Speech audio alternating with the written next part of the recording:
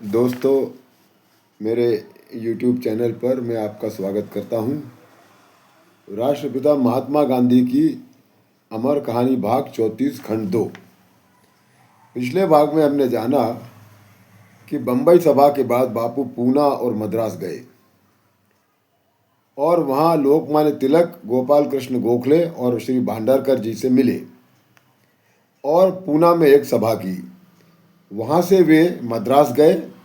वहाँ जी परमेश्वरन पिल्लई और डॉक्टर सुब्रमण्यम से मिलकर सभा की। दोनों ही जगह उन्हें खूब प्यार और समर्थन मिला और अब आगे शीघ्र वापस आए। बापू लिखते हैं, मद्रास से मैं कलकत्ता गया। यहाँ मेरी मुश्किलों का ठिकाना नहीं रहा। ग्रेट ईस्टर्न होटल में ठहरा। किसी से भी पहचान नहीं थी। होटल में डेली टेलीग्राफ के प्रतिनिधि मिस्टर एलर थार्प से पहचान हुई। वे बंगाल क्लब में रहते थे। उन्होंने मुझे वहाँ बुलाया, लेकिन उनको मालूम नहीं था कि बंगाल क्लब के मुख्य हॉल में हिंदुस्तानियों को प्रवेश नहीं था। इसलिए उन्होंने अफसोस जताया और अपने कमरे में मुझसे मिले। कलकत्ता में मैं सुरेंद्र नाथ बनर्जी से मिला। उन्होंने कहा कि गांधी जी, आपके काम की ओर यहाँ से समर्थन मिलना संभव नहीं है। इस काम में आपको महाराज रविंद्रनाथ टैगोर की मदद लगेगी। इसी प्रकार राजा सर प्यारी मोहन मुखर्जी से मिले। वे उदारवादी हैं। मैं इन दोनों से मिला, पर मेरा काम नहीं हुआ। कलकत्ता में सभा करना आसान नहीं था। मेरी कठिनाइयाँ यही नहीं रुकी। आगे मैं अमृत बाजार पत्रिका और बंगवासी समाचार पत्र के ऑफिस में भी गया, पर यहाँ भी मेरा काम नहीं हुआ। मैं हताश नहीं हुआ और अन्य संपादकों से भी मिला। मेरी कार्य पद्धति के अनुसार अंग्रेज़ों से भी मिला। स्टेट्समैन और इंग्लिशमैन, इन समाचार पत्रों में भी मिला। इन्हें दक्षिण अफ्रीका के बारे में जानकारी थी। इन्होंने मेरा इंटरव्यू छापा। इंग्लिशमैन के मिस्टर सॉन्डर्स ने मुझे सर्वाधिक समर्थन दिया। हमारा स्नेह संबंध बन गया। उन्होंने मुझे हर संभव मदद करने का भरोसा दिया और वापस जाने के बाद मुझसे पत्र व्यवहार करने को कहा, और उन्होंने उनकी तबीयत ठीक रहने तक इसे निभाया भी।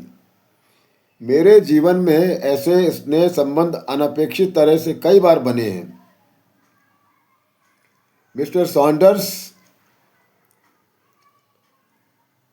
के बारे में मुझे जो अच्छा लगा वो था अतिशयोक्ति का अभाव और सत्यपारायणता। उन्होंने मुझे अच्छी तरह परखा था, जिससे उन्हें ज्ञात हुआ कि दक्षिण अफ्रीका में गोरे लोगों के बारे में मेरी भूमिका में पक्षपात नहीं था। मेरे अनुभव से मैं कह सकता हूं कि यदि हम विरोधी पक्ष को न्याय दें तो हमें न्याय जल्दी मिलता है। इस तरह की मदद मिलने के कारण मैं आशावान हो गया और मुझे लगा कि कलकत्ता में भी सभा हो पाएगी, लेकिन होना कुछ और ही था।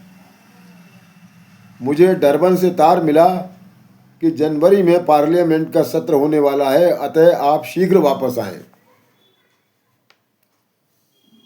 इसलिए मैंने समाचार पत्र में एक पत्र लिखकर मेरे वापस जाने की सूचना दी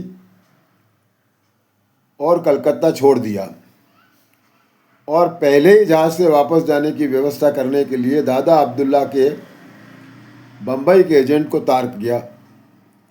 दादा अब्दुल्ला ने कूरलैंड नाम का जहाज खरीदा था।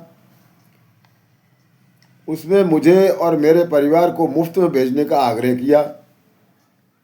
मैंने उसे आभार प्रकट करते हुए स्वीकार किया और दिसंबर के महीने में मैं, मेरी पत्नी, 2 बेटे और मेरे स्वर्गवासी साधु भाई का बेटा, हम सभी इस जहाज से दूसरी बार दक्षिण अफ्रीका जाने के लिए निकले। इस जहाज के साथ नादेरी नाम का दूसरा जहाज भी उसी समय निकला। इसके एजेंट भी दादा अब्दुल्ला थे। दोनों जहाज़ों में मिलाकर लगभग 800 यात्री थे। उसमें से अधिकतर दक्षिण अफ्रीका जाने वाले थे। और इस तरह बापू दूसरी बार अपने परिवार को लेकर दक्षिण अफ्रीका के लिए रवाना हुए, जहां एक लंबा संघर्ष उनकी प्रतीक्षा कर रहा था। इसी के साथ हमने बापू की आत्मकथा सत्य के प्रयोग का दूसरा खंड पूरा कर लिया है। इसमें कुल 5 खंड और 2 परिशिष्ट हैं, जिनको हम आगे शुरू करेंगे। आपका बहुत बहुत धन्यवाद।